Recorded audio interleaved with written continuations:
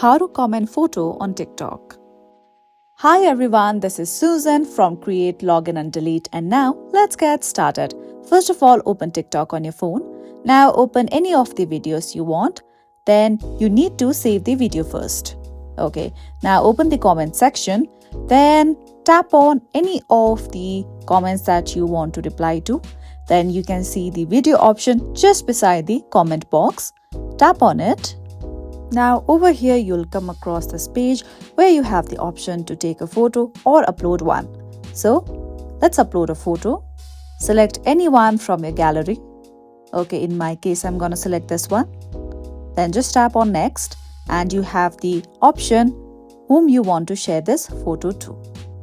Okay, now after selecting any one of the options, just tap on next.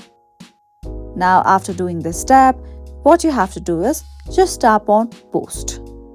Okay, now you have to post the video. Wait for a while. Then just go back to your profile.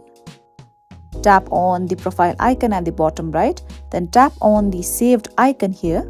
Here we go. Now tap on the video here. Now go to the comment section.